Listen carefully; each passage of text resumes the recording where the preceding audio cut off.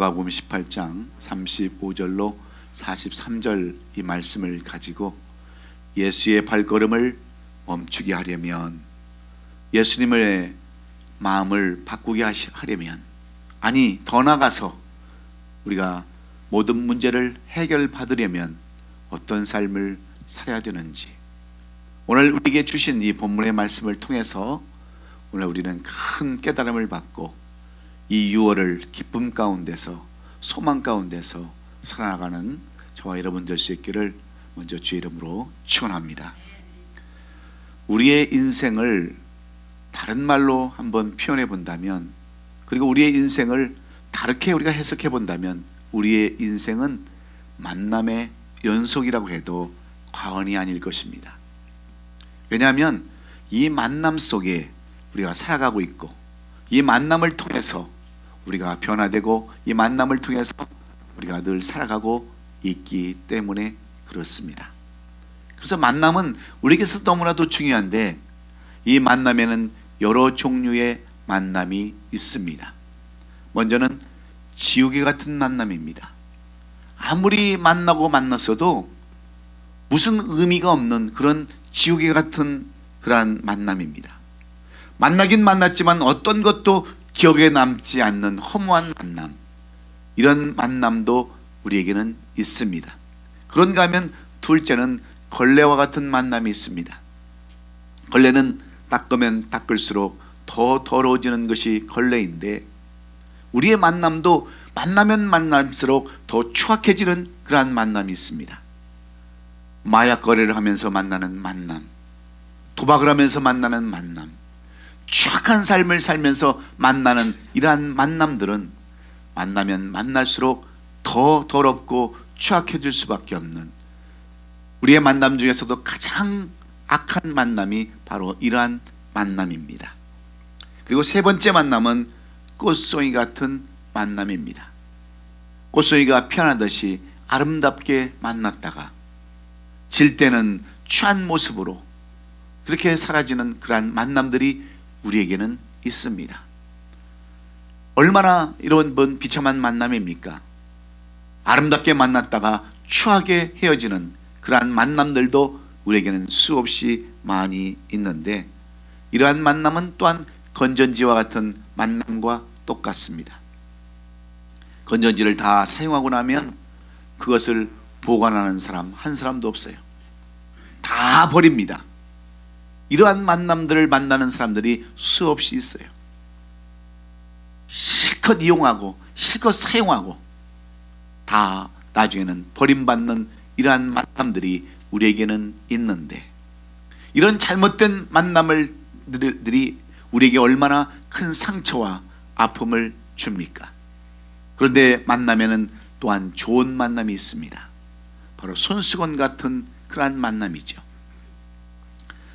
상대방이 힘들고 어려울 때 땀을 닦아주는 그러한 손수건 같은 만남, 상대방이 어렵고 힘들 때 눈물을 흘리면 눈물을 닦아주는 그러한 손수건 같은 만남이 오늘 우리에게도 필요한데, 이러한 만남이 저와 여러분에게 날마다 있기를 주의 이름으로 축원합니다. 제가 살아온 짧은 인생 가운데 경험을 통해서 느끼는 가장 아름다운 축복은 만남의 축복입니다. 제가 광고 시간에도 말씀드렸지만, 우리 좋은 장로님들, 좋은 성도님들을 만나서 제가 지금까지 목회를 할 수 있는 것도 아름다운 만남 때문인 줄로 믿습니다. 손수건 같은 그러한 만남을 통해서 서로 위로해주고 위로받는 이러한 만남이 절실히 필요한 때, 그래서 우리는 너무나도 이 만남의 축복이 중요한데, 우리는 이 만남의 축복을 위해서 얼마나 간구하고 얼마나 우리가 기도합니까? 여러분, 우리가 자녀를 위해서는 기도를 많이 합니다. 잘 되게 해달라고, 축복받게 해달라고. 그런데 여러분, 정작 우리가 놓치는 것이 있어요. 그것이 뭐냐면, 우리 자녀들이 사람을 잘 만나게 해달라고 기도하는 것이에요. 아무리 우리 자녀들이 많이 배우고 똑똑해도 잘못된 사람 만나면, 잘못된 남편을 만나고 잘못된 아내를 만나면 그 인생은 여러분 슬픈 인생이 될 수밖에 없기에 여러분 잘 만나는 만남이 있을 수 있도록 우리가 간구하고 기도해야 될 줄로 믿습니다. 그래서 유대인의 잠언에 보면 오늘 당신에게 가장 중요한 사람은 누구인가? 바로 지금 당신이 만나고 있는 사람이다라고 유대인들의 잠언에는 이렇게 써놨습니다. 내가 지금 만나고 있는 사람들이 우연히 만난 사람이 아니고 단순한 만남이 아니라는 거죠. 다 하나님께서 뜻이 계셔서 여러분을 만나게 하시고 여러분을 이렇게 함께 사귀면서 교제할 수 있도록 하나님께서 그 일을 이루어나셨다는 것, 이 만남에 우리 감사하면서 옆에 사람에게 인사하십시다. 당신을 만난 것이 너무나도 감사합니다. 한번 인사 한번 하세요. 예. 예. 오늘 우리가 읽은 본문은 인생에 있어서 만남의 축복이 얼마나 중요한가를 보여주고 있는 내용들입니다. 오늘 이 본문을 쓴 사도 바울의 제자 누가는 그가 그의 삶을 살면서 예수님의 생애를 그가 생각하면서 오늘 본문에 나오는 소경을 우리에게 소개하며 그가 누구를 만나서 다시 눈을 뜨게 되었고 행복한 인생, 하나님 앞에 영광을 돌리는 인생을 살았는가를 우리에게 보여주는 내용이 오늘 우리가 함께 교독했던 이 누가복음 18장 35절로 43절의 내용입니다. 그러면 오늘 이 바디메오라는 사람 소경은 어떻게 그의 인생을 새롭게 변화시키고 하나님의 귀 쓰임 받는 하나님의 종으로 제자로 그리고 많은 사람들에게 하나님의 영광을 드러내는 그런 사람이 되었을까요? 오늘 이 사도 바울의 제자인 누가가 바디메오를 소개하는 그의 신앙은 어떤 신앙이었을까요? 이 본문에 보면 이 본문에 나오는 소경을 우리는 이렇게 소개하고 있는 것을 볼 수가 있습니다. 오늘 보면 35절에 보면 여리고에 가까이 가셨을 때에 한 맹인이 길가에 앉아 구걸하다가 라는 구절에서 우리는 이 소경이 구걸하는 거지로 표현되고 있는 그러한 내용들을 볼 수가 있습니다. 이 사람에 대해서 마가복음에 나오는 마가는 이 소경의 이름을 실제적으로 기록해 놨어요. 뭐라고 써 있습니까? 바디메오라고 써놨어요. 바디메오라는 뜻은 바라는 것은 아들이라는 뜻입니다. 디메오라는 것은 디메오라는 사람을 얘기하는 거예요. 디메오의 아들로만 표현되어 있습니다. 이 사람이 바로 바디메오라는 사람인데 우리는 눈을 뜨고 이 세상을 살기 때문에 시각장애인들의 그 고충을 잘 이해하지 못하죠. 그러나 여러분 한눈을 잃어버리고 한눈으로 살 때 우리는 시각장애인의 그 마음 아픈 것을 조금은 이해해 볼 수가 있습니다. 저도 20년 동안 왼쪽 눈을 가시거리 제로로 살지 않았습니까? 오른쪽 눈에 짠물이 들어가거나 오른쪽 눈에 티가 들어가거나 오른쪽에 땀이 들어가면 저는 그 맹인의 아픈 마음을 이해할 수가 있었어요. 두 눈을 다 못 보는 것이 얼마나 여러분 힘든 줄 아십니까? 우리가 잘 아는 그 심청전을 보면은요, 신봉사는 얼마나 어려운 고통 삶을 살았습니까? 그는 눈이 보이지 않아서 다리를 건너다가 발을 헛디뎌서 물에 빠지기도 했지 않습니까? 악덕어미, 뺑덕어미의 그 속임수로 인해서 있는 재산도 다 사기당하고 버림받기도 하지 않았습니까? 앞을 보지 못하는 것이 얼마나 절망적인 상황이었으면 사람이 죽었을 때 우리는 무엇이라고 표현을 합니까? 눈을 감았다라고 여러분 표현하지 않습니까? 보이지 않는 것이 바로 죽음과 똑같기 때문에 사람들은 이렇게 절망적인 그러한 상황을 눈을 감았다 이렇게 표현하는 겁니다.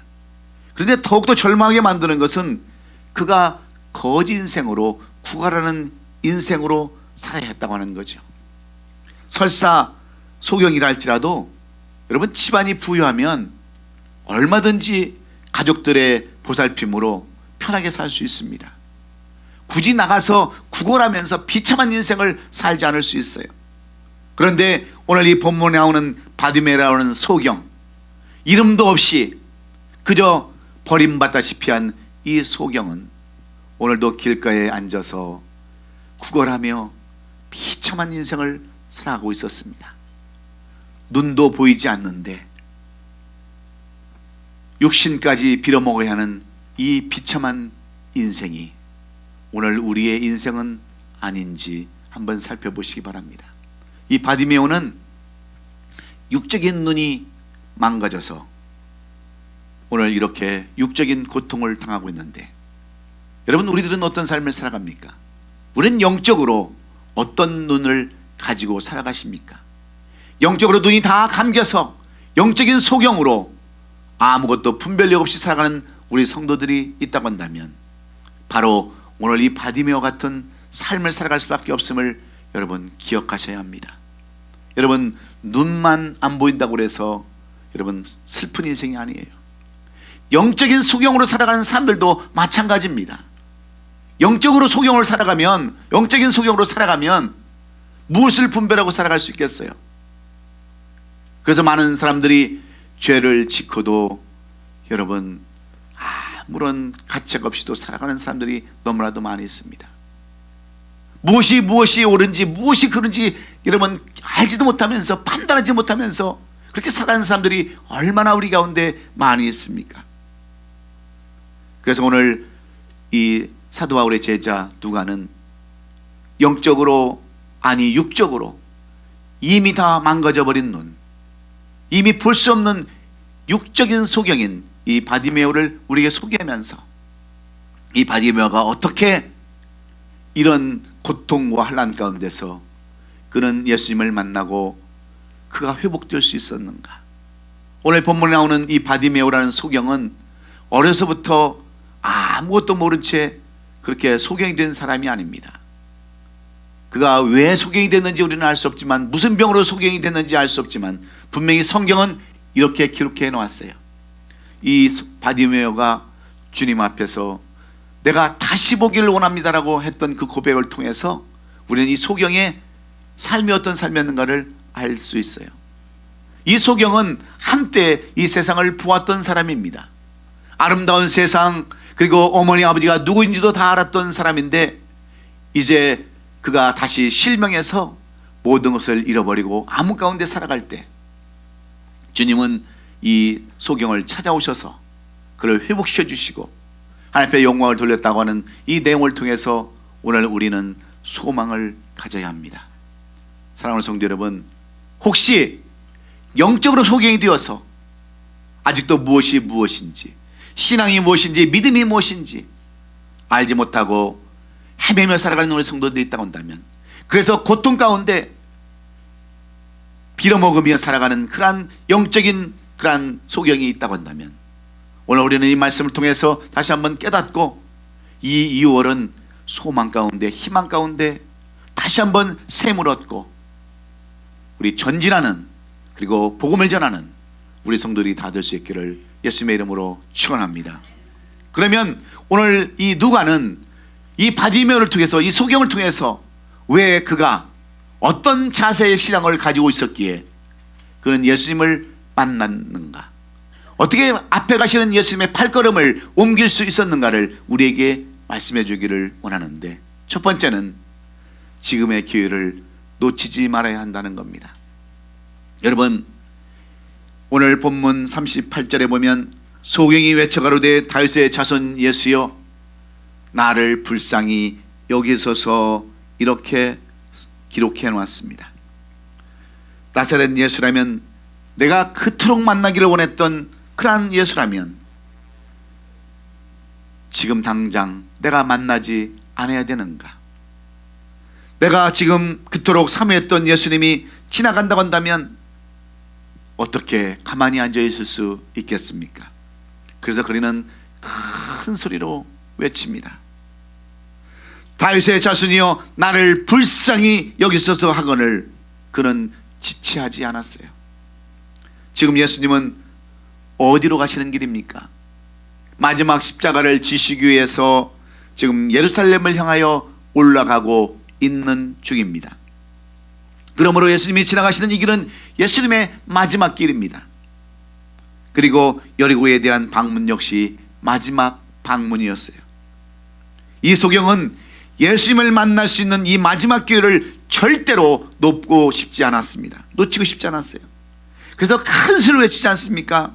다윗의 자손 예수여 나를 불쌍히 여겨달라고 그렇게 부르짖으며 마지막 기회를 놓치지 않고 붙잡는 이 소경을 우리에게 소개하는 것입니다. 그래서 예수님을 만나고 그런 밝아진 눈으로 세상을 보며 살 수 있게 되었다고 하는 것이 오늘 우리에게 주시는 교훈의 말씀인 줄로 믿습니다. 사랑하는 성도 여러분, 이 세상을 성공적으로 살아가는 사람들의 특징이 여러분 무엇인 줄 아십니까? 그것은 자신에게 주어진 기회를 놓치지 않는 사람들이었다는 거죠. 여러분 생각해 보십시오. 성공의 기회가 항상 주어진다고 한다면 여러분 실패할 사람이 누가 있겠습니까? 기회는 어느 순간 다 지나가 버리는 겁니다. 그래서 누군가가 이렇게 얘기했어요. 기회는 앞머리는 길지만 뒤에는 머리가 없는 대머리와 같다 그랬어요. 그러니까 다시는 앞에는 긴 머리와 같이 있지만 이 뒤에는 머리가 없는 대머리 같다고 이렇게 기회에 대해서 말씀하고 있죠. 이것을 사도 바울은 고린도후서 6장 2절에서 이렇게 얘기합니다. 이르시되 내가 은혜 베풀 때에 너에게 듣고 구원의 날에 너를 도왔다 하셨으니 보라 지금은 은혜 받을 만한 때요 보라 지금은 구원의 날이로다 이렇게 말씀합니다. 은혜 받을 때도 때가 있고 구원 받을 때도 때가 있다고 하는 기회를 우리에게 소개하는 줄로 믿습니다. 우리가 하나님의 뜻을 아는 것도 중요하지만 때를 놓치지 않는 것 더욱 중요하다는 것을 강조하는 내용이 아니고 무엇입니까? 여러분 우리 교회를 한번 보세요. 우리가 이렇게 아름다운 예배 처소를 만들어 놓고 예배를 드리는 것은 여러분 우리가 기회를 놓치지 않았기 때문에 그렇습니다. 제가 광고 시간에도 얘기했지만 이렇게 우리가 아름다운 교회를 놓고 우리가 다른 교회 아니면 신학교에 예배 처소로 아니면 졸업 장소로 이렇게 빌려줄 수 있고 그들에게 우리 교회를 이렇게 알려줄 수 있는 것은 우리가 기회를 놓치지 않았기 때문에 그래요. 우리의 형편과 사정과 여러 가지 이유를 들어서 다음에 하자 그랬으면 아마 우리는 지금도 예배 처소가 없어서 우리 장로님 처마 밑에서 예배를 드리고 호텔을 전전하면서 예배를 드리고 야외 공원을 쫓아다니면서 예배 드리는 그러한 삶을 살았을 겁니다. 그런데 하나님께서 우리에게 기회를 주셨어요. 우리는 여기 애나임 지역으로 이사할 아무런 계획도 없었습니다. 이곳은 보지도 않았어요. 그러나 하나님께서 우리에게 기회를 주셨을 때 이것이 우리에게 마지막 기회다라고 하는 간절한 마음으로 우리가 함께 기도하고 하나님 우리에게 필요한 성전을 주세요. 우리는 이곳에서 정착하고 이곳에서 이제 하나님을 마음껏 찬양하며 영광 돌리기를 원합니다라고 간구했을 때 하나님은 우리에게 기회를 주시고 이 성전을 허락해 주신 줄로 믿습니다. 그래서 기회를 놓치지 말아야 돼요. 기회를 놓치지 않는 것이 이렇게 중요한 것입니다. 그런데 여러분 사람들이 왜 예수를 믿지 않습니까? 구원의 날이 항상 있을 것이라고 그들은 생각하기 때문입니다. 여러분의 성도들이 오늘 충성하지 않냐고 왜 헌신하지 않습니까? 다음에 기회가 있을 거라고 그들은 생각하기 때문에 그렇습니다. 그러나 그 다음은 그 누구도 보장하지 못합니다. 엄밀하게 말하면 내일은 나의 것이 아니에요. 그러므로 우리는 다음이 아닌 지금 예수님을 영접하고 오늘 우리에게 주어진 대로 우리가 기회가 주어진 대로 우리가 충성하고 봉사하고 헌신하고 또 우리가 주어진 생명이 있을 때에 전도하는 삶을 살아야 될 줄로 믿습니다. 기회는 두 번 다시 오지 않습니다. 전도도 때가 있습니다. 이미 여러분들이 다 늙어서 이제 기력도 없을 때는 전도할 수도 없어요. 그러나 하나님께서는 지금 우리에게 기회를 주셨어요. 할 수 있거든이 무슨 말이냐, 믿는 자들은 능치 못할 리 없다라고 말씀하시면서 우리에게 여러 가지 기회를 주셨는데 이 기회를 놓치지 말고 주님을 따라 행하며 말씀대로 순종할 때 우리는 주님이 가시던 그 발걸음을 돌리시고 찾아오셔서 우리도 영광의 빛을 보게 되는 놀라운 역사들이 임하게 될 줄로 믿습니다. 기회를 잃지 않는 저와 여러분 되시기를 주의 이름으로 축원합니다. 두 번째는 오늘 이 누가가 우리에게 이 바디메오를 통해서 주시는 교훈은 예수를 제대로 알아야 한다는 겁니다. 예수를 제대로 알아야 우리가 예수님을 찾고 예수님에게 부르짖으며 예수님의 발걸음을 돌릴 수 있다고 하는 것이 오늘 이 누가가 우리에게 주시는 교훈의 말씀입니다. 나사렛 예수가 지나간다는 소식을 들은 이 소경은 큰 소리로 외칩니다. 소경이 외쳐가로되 다윗이 잦은 예수여 나를 불쌍히 여기소서 하거느리라고 기록되어 있는데, 사람들은 지금 그에게 나사렛 예수가 지나간다라고 가르쳐 주었지만 이 소경은 나사렛 예수가 아니라 다윗의 자손 예수여라고 이렇게 고백을 합니다. 여기 사용한 다윗의 자손이라고 하는 그러한 말은요, 바로 메시아를 얘기하는 거예요. 하나님을 의미하는 겁니다. 하나님의 다른 명칭 메시아를 의미하는 그러한 내용인데, 이것을 보면 이 소경은 저 나사렛 예수가 구약의 선지자들이 예언한 바로 그 메시아임을 이미 알고 있었다고 하는 것을 우리가 충분히 짐작해 볼 수 있습니다. 예레미야서 23장 5절에 보면 여호와의 말씀이니라 보라 때가 이르르니 내가 다윗에게 한 의로운 가지가 일으킬 것이라 그가 왕이 되어 지혜롭게 다스리며 세상에서 정의와 공의를 행할 것이라 그랬어요. 다윗의 한 의로운 가지에서 다윗의 자손 중에서 예수라고 하는 그 메시아가 탄생되어서 왕이 되어가지고 지혜롭게 이 세상을 다스릴 것이라고 하는 메시아의 예언을 그는 이미 알고 있었습니다. 왠지 아세요? 이 바디메오는 유대인입니다. 그들이 구약 성경을 그토록 외우고 암기했던, 구약 성경을 신봉했던 유대인의 한 사람이었기 때문에 그는 예수님께서 메시아로 오실 것을 분명히 알고 있었어요. 예수님이 어떤 분이라는 것을 그는 분명히 알았기에 그는 예수님을 여러분 놓칠 수가 없었던 것입니다. 우리가 잘 아는 대로 마태복음 21장 8절로 9절에 보면 무리의 대다수는 그들의 겉옷을 길에 펴고 다리들은 나뭇가지에 베어 길에 펴고 앞에서 가고 뒤에 따르는 무리가 소리 높이 이르되 호산나 다윗 자손이여 찬송하리로다. 주의 이름으로 오시는 이여 가장 높은 곳에서 호산나셨던 이 메시아를 그 소경은 똑똑히 알고 있었다고 하는 것입니다. 뿐만이 아닙니다. 이 소경은 이사야서에 나오는 말씀, 이사야서 35장 5절과 42장 7절에서 나오는 그 말씀을 누구보다도 잘 알고 있었어요. 메시아가 오시면 소경이 눈이 밝을 것이며 귀머거리의 귀가 열리게 될 것이라고 하는 이 말씀을 그는 암기하고 있었습니다. 여러분, 왜 우리가 말씀을 암기하는 줄 아세요? 이 말씀을 암기한다고 하는 것이 여러분 자기 삶에 얼마나 큰 유익이 되는 줄 아십니까? 이 바디메오는 비록 눈을 못 뜨는 사람이었지만 그런 유대인으로서 그들이 항상 읽었던 그 말씀, 구약의 말씀을 그는 암기하고 있었음을 우리는 기억해 볼 수 있습니다. 그는 비록 예수님을 만난 적은 없지만 소문으로 들려오는 소식만을 가지고도 예수님이 바로 구약에서 예언하는 메시아임을 분명히 알고 있었습니다. 그래서 이 본문을 보면 이 소경이 예수님을 메시아로 믿었다는 또 하나의 증거가 있습니다. 가로되 주여 내가 보기를 원하나이다 하는 그러한 내용들입니다. 그는요 예수님이 하신 일들을 충분히 다 알고 있었어요. 여러분, 우리가 예수를 믿어도요 똑바로 알아야, 예수님 알아도 똑바로 알아야 우리에게 역사가 일어나고 기적이 일어나는 겁니다. 여러분, 우리가 많은 성경 가운데서 보면은 베드로도 그랬고 사도 바울도 그랬고 많은 병자들의 병을 고쳤습니다. 심지어 사도 바울은 창문에서 떨어져 죽은 유도고를 여러분 살리기도 했어요. 귀신을 내어 쫓기도 했습니다. 많은 이적과 기적을 나타냈어요.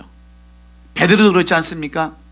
베드로도 여러분 많은 기적과 이적을 베풀었어요. 그런데 어느 성경 어느 구절을 보더라도 사람은 사람의 눈을 뜨게 한 적이 없어요. 여러분 한번 찾아보세요. 성경에 그 누구도, 그 어떤 이적과 기적을 나타낸 사람도 눈을 뜨게 한 사람은 없어요. 그런데 오직 예수만 눈을 뜨게 하신 것을 말씀하셨고, 이사야도 그렇게 고백을 했어요. 선지자로 하여금 눈을 뜨게 하신다고 하는 이 말씀, 그래서 우리는 말씀을 제대로 알아야 되는 거예요. 여러분, 오늘 우리는 이 말씀을 통해서 무엇을 깨달아야 합니까? 무엇을 깨달아야 돼요? 선지자이신 예수님, 메시아로 오신 예수님만이 그 일을 할 수 있다고 하는 것, 이 사실을 우리가 잘 알아야 되는 겁니다. 우리가 예수님을 모르니까 여러분 기도하지 않는 거예요. 우리가 예수님을 아는데 왜 기도 안 할 수가 있겠어요? 저는 힘들고 어려운 가운데도, 고난하는 가운데도 20년 동안 목회했으니까 얼마나 많은 일들을 제가 겪었겠습니까? 그런데 저는 힘들어도 어려워도 사람 바라보지 않았어요. 물질을 바라보지 않았습니다. 힘들면 엎드려서 기도하고, 힘들면 산에 가서 기도하고, 힘들면 주님만 붙들고 바라봤을 뿐이에요. 왜 그렇습니까?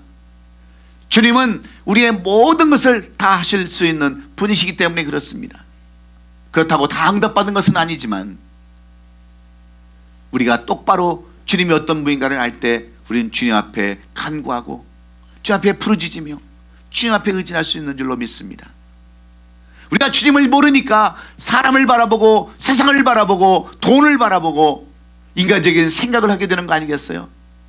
그러나 주님은 메시아로 이 땅에 오셔서 우리의 모든 필요한 것들을 다 채우시고, 우리의 심지어 눈 감은 것까지, 눈 멀은 것까지도 다 해결해 주실 분이 우리 주님이시기에, 오늘도 이 주님을 똑바로 하시고 이 주님을 여러분의 주님으로 영접하셔서 이 6월에 우리의 풀리지 못한 모든 문제들, 우리가 해결하지 못한 저 큰 사람의 문제들이 해결받는 이 아침이 될 수 있기를 주의 이름으로 축원합니다. 그런데도 많은 사람은 예수 그리스도를 성인 군자의 한 사람으로 생각하는 사람들이 많이 있습니다. 분명히 깨달아야 할 것은 예수님은 그런 분이 아니라 메시아로 오셔서 사람들이 못하는 것까지도 다 이루시는 분이심을 분명히 깨닫고 다시 한번 주 앞에 돌아와 회개하며 주님을 의지하시고 시작하는 6월 첫 주일이 될 수 있기를 주의 이름으로 축원합니다. 세 번째로, 누가는 이 바리매를 통해서 우리에게 주시는 교훈이 있습니다. 우리가 영적인 소경으로 살아가는 우리들에게 어떻게 해야 영적인 눈을 뜨고 광명의 빛으로 나가며 하나님 앞에 영광을 돌리는 삶을 살 수 있는가? 체면을 앞세우지 말고 부르짖어야 한다라고 가르치고 있습니다. 자포자기하지 말라는 겁니다. 자포자기하지 말고 구하라는 거예요. 39절 상반절에 기록된 말씀을 보면 앞서가는 자들이 저를 꾸짖어 잠잠하라 하는 내용 속에서 우리는 이 소경의 믿음을 우리는 볼 수 있습니다. 신앙의 자세를 살펴볼 수 있어요. 이렇게 소경이 다윗의 자손 예수여 나를 불쌍히 여기소서 하면서 큰 소리로 외치기 시작하자 앞서가는 자들이 이 사람을 꾸짖기 시작합니다. 주의 제자들이 이 소경을 꾸짖기 시작합니다. 그러면 이 소경의 외침을 가로막은 자들은 누구입니까? 바로 다름 아닌 앞서가는 자들이었어요. 이 앞서가는 자들을 말하면 오늘 이 시대에 우리보다 먼저 믿은 사람들입니다. 우리를 도덕적으로 인도하는 그러한 주의 종들입니다. 신앙의 지도자들입니다. 또 자신을 전도해서 주께로 인도한 사람들입니다. 그런데 오늘 이 시대에 우리는 누구한테 시험을 받습니까? 우리보다 먼저 믿은 사람들, 우리의 신앙을 인도하는 사람들, 우리를 전도한 사람들에게 얼마나 여러분 실족하며 상처를 받습니까? 앞서가는 자들에 대한 기대가 크기 때문에 우리는 그런 사람들에게 많은 그런 상처를 받고 살아가는데, 이 소경은 그 상처에도 여러분 잠잠하지 않았습니다. 자포자기하지 않았어요. 그러면 그렇지, 나는 그럴 수밖에 없는 인생이지, 나 같은 그런 시력장애자가 무엇을 내가 받겠느냐 자포자기했더라면 어떻게 그 많은 군중 가운데 지나가시는 예수님의 발걸음을 우리가 여러분 멈출 수 있었겠습니까? 오늘날 많은 사람들이 기도하다가 발걸음을 멈춥니다. 기도를 멈춥니다. 그러면 그렇지, 내 기도를 어찌 하나님이 들어주실까? 내 인생 그렇고 그런 인생인데 그냥 그렇게 살다 말지 하는 사람들이 우리 주위에 얼마나 많이 있는지 몰라요. 그러나 이 소경 바디메오는 그렇지 않았습니다. 어떤 사람들이 그 말을 막을다 할지라도, 그에게 상처와 아픔을 준다 할지라도 그는 절대로 포기하지 아니하고 그는 담대히 맞서서 그는 주님 앞에 부르짖지 않습니까? 다윗의 자손이여 나를 불쌍히 여기소서. 그는 끈질기게 소리 질렀다고 그랬어요. 그는 부르짖었다고 그랬어요. 여기서 소리 질렀다고 하는 원래 번역본은 까마귀 떼가 떠드는 소리라고 그랬는데 그 소리에 연하지 아니하고, 그런 사람들의 귀에 기울이지 아니하고 그는 끝까지 포기하는 채 부르짖었을 때에 예수님은 그의 마음을 아시고 가시던 발걸음을 돌려서 그에게 돌아와 그에게 눈을 만져주시고 고쳐주신 줄로 우리는 믿습니다. 사랑하는 성도 여러분, 시편 50편 15절에 환난 날에 나를 부르라 내가 너를 건지리니 내가 나를 영화롭게 하리로다 그랬습니다. 우리가 어렵고 힘든 그 환난 날에 주님을 부르짖고 찾으면 주님께서 건지시고 우리로 하여금 주님을 영화롭게 하신다라고 분명히 말씀하셨는데, 여러분 왜 기도를 포기하십니까? 왜 전도를 포기하십니까? 왜 여러분 주님 앞에 간구하기를 소홀히 하십니까? 이렇게 우리가 기도하면 하나님은 응답이 없으시지만, 이렇게 바디메오처럼 간절한 마음으로 부르짖었을 때 40절에는 이렇게 기록해 놨습니다. 예수께서 머물러 서서 명하여 데려오라 하셨더니 그가 가까이 오매 물어 이르셨다라고 말씀합니다. 여러분, 무엇이 지나가는 예수님의 발걸음을 멈추게 하셨습니까? 이 소경의 간절한 부르짖음입니다.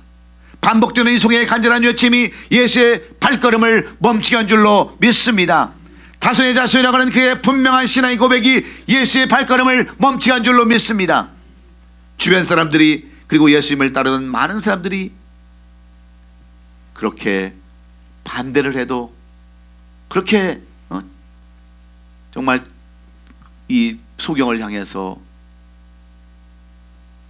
소리를 질러도 이 소경은 포기하지 않았어요. 결국 예수님은 이러한 소경의 그 신앙과 믿음을 보시고 발걸음을 돌리셔서 그로 하여금 구원, 눈을 뜨는 구원, 영적인 구원까지 허락해 주신 줄로 믿습니다. 그래서 마태복음 16장을 보면 예수님은 제자들에게 나를 누구냐고 물으셨을 때 베드로가 주는 그리스도시요 살아계신 하나님의 아들이라고 고백하지 않았습니까? 그러면서 그에게 주시는 말씀은 바요나 시몬아 내가 복이 있도다. 너는 베드로라. 내가 이 반석 위에 내 교를 세우리니 음부의 권세가 이기지 못하리라. 내가 천국의 열쇠를 내게 주리니 내가 땅에서 무엇인지 매면 하늘에서도 매일 것이요 내가 땅에서 무엇인지 풀면 하늘에서 풀리리라. 놀라운 축복을 허락하셨듯이 하나님에 대한 신앙을 분명히 하고, 여러분 포기하지 말고 끝까지 간구하심으로 여러분에게도 놀라운 이 영광과 축복이 있기를 주의 이름으로 축원합니다. 마지막으로 오늘 이 누가는 이 말씀을 통해서 우리에게 주시고자 하시는 교훈이 있어요. 여러분이 정말 영광의 도구로 사용되기를 원하신다면 구체적으로 구하되 믿음으로 구하라고 말씀하고 있습니다. 세밀하게 구하라는 거예요. 오늘 본문을 보면 예수님은 이 소경을 부르신 다음에 내가 내게 무엇을 하여 주기를 원하느냐고 묻습니다. 여러분, 우리의 모든 것을 다 아시는 주님이 몰라서 묻습니까? 이미 다 그는 알고 있었어요. 소경님도 알고 있었고 그가 무엇을 요구하는지도 알고 있었지만 주님은 그에게 또다시 묻습니다. 무엇 때문입니까? 왜 그렇게 하십니까? 그의 믿음의 간절한 소원을 불러일으키기 위함인 줄로 믿습니다. 믿음은 바라는 것들의 실상이요 보지 못하는 것들의 증거이기 때문입니다. 성경을 보면 우리 하나님은 가끔 우리의 삶의 현장에 찾아오실 때 질문을 던지면서 찾아오십니다. 하나님은 아담이 범죄하여 숨었을 때에도 아담아 아담아 내가 어디 있느냐 물으셨어요. 모르고 물으셨습니까? 하나님이 그 모습을 몰라서 물은 게 아니에요. 네가 어디에 숨어 있느냐 하라고 물어봤을 때는 회개할 기회를 주시기 위함인 줄로 우리는 믿습니다. 주님께서 배반하고 떠난 베드로가 물고기를 잡으러 갔을 때 손수고기를 다 구워 놓으시고 떡을 준비하신 다음에 이 베드로를 향해서 묻지 않습니까? 시몬아, 내가 이 사람들보다 나를 더 사랑하느냐? 주님이 그 베드로의 마음을 몰라서 묻습니까? 다 아시는데도 구체적으로 고백하기를 원해서 이 주님은 그렇게 묻는 것 아니겠습니까? 여러분, 우리에도 마찬가지입니다. 우리는 주님 앞에 구하는 거예요. 그런데 우리는 어떻게 구하느냐? 주님 다 아시지 않습니까? 주님 알아서 해주세요. 그렇게 우리는 의미 없는 기도를 너무나도 많이 하고 있다는 거예요. 세밀한 기도를 해야 주님이 응답해 주시지 않습니까? 필요한 대로 여러분들이 간과 돈이 필요하면 돈을 달라고 얘기하시라는 거예요. 물질이 필요하면 물질이 필요하고, 자녀에게 남편이 필요하면 남편을 달라고 구하고, 우리 자녀들에게 아내가 필요하면 아내를 달라고 그렇게 구하라는 겁니다. 구체적으로 간구하라는 거예요. 몰라서 그러는 것이 아니라 여러분이 세밀하게 구하는 것들, 하나님은 그것들을 보고 응답하시겠다라고 말씀하는 줄로 믿습니다. 제가 이 얘기는 이번에 페루에 가서도 한 얘기인데, 저는 20년 동안 왼눈으로 살았지 않습니까? 왼쪽 눈이 가시거리 제로의 삶으로 그렇게 살았어요. 그런데 제가 때때로 얼마나 이런 말씀을 할 때마다 얼마나 저에게도 도전이 왔겠어요. 하나님, 정말 하나님이 살아계신다고 하신다면 이런 소경도 눈을 뜨게 하는데 왜 저의 눈은 못 고쳐주는 것입니까? 정말 하나님이 살아계신다고 한다면, 정말 하나님이 메시아라면 못할 일이 어디 있겠습니까? 저는 마음속으로 그렇게 기도해 왔어요. 그런데 제가 세밀하게는 기도하지 않았어요. 주님, 그냥 고쳐주세요. 그렇게만 했는데, 실제적으로 이런 말씀을 들으면서 제가 하나님 앞에 제가 40일 기도하면서 하나님 앞에 간구도 해봤어요. 하나님, 왼쪽 눈으로 살기에는 너무나도 불편한 것이 많습니다. 2년마다, 매년 2년마다 거만이한테 가서 사인을 받아가지고 또 운전 연습을, 운전 또 테스트를 보여야 되고 돈 줘야 되고, 그 서러움 받아가면서 이런 삶이 얼마나 비참한 삶입니까 주님? 하고 간구했을 때 하나님은 저에게 왼쪽 눈도 회복시켜 주는 줄로 믿습니다. 그것뿐입니까? 저는 오래전에 이 오른쪽 발톱이 그 상해서 한쪽 발톱이 너무 흉하게 이렇게 자라나는 거예요. 그래서 제가 한 근간에 그 눈이 났고 난 뒤에 그런 욕심이 생겼어요. 하나님, 정말 하나님이 세밀한 것 다 응답해 주시는 하나님이시라면 이 발톱도 좀 고쳐주세요. 그런 마음이 생기더라고요. 그래서 은근히 제 속으로 그런 욕심을 가지고 기도합니다. 하나님, 발톱도 고쳐주십시오. 그래서 저는 하나님께서 그렇게 하실 줄 알았어요. 이제 보험도 됐으니까 발 고치는 그 병원에 가면 레이저로 수술한다고 해서 그것을 계획하고 있었습니다. 그런데 어느 날 우리 장로님하고 같이 쓰레기통을 밀고 가는데, 우리 장로님이 밀라면 안 밀고 땡기고, 밀지 말라면 밀고 그러는 거예요. 그러니까 이 처처 인조잔디 밭에서 이 바퀴가 빠져가지고 안 올라오는데, 장로님 미세요 그러니까 안 밀려요 그러다가 확 밀으니까 그게 밀려가지고 큰 바퀴 발통이 제 오른쪽 발톱을 넘어갔어요. 얼마나 아픈지 그때처럼 우리 장로님이 왼수처럼 느껴진 적이 없어요. 그래서 이틀이 지나니까 그 발톱이 싹 파졌어요. 그리고 깨끗한 발톱이 나오기 시작했어요. 할렐루야. 별 지저분한 것과 다 얘기한다고 하지만 실제적인 예래요. 그 제가 페루에 가서 양말까지 벗어 보였어요.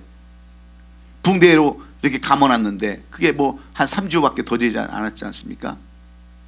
여러분, 예쁜 발톱이 자라고 있는 줄로 믿습니다. 하나님은 우리에게 세미한 것을 요구하시는 하나님이세요. 몰라서 그런 게 아니세요. 우리의 작은 기도, 세미한 기도를 이 바디메오를 통해서 요구하셨던 것처럼 우리에게 요구하심으로 우리 하나님은 우리에게 할 수 있거든요. 무슨 말이냐? 믿는 자에게는 능치 못할 일이 없다라고 말씀하시면서 이렇게 행하는 줄로 믿습니다.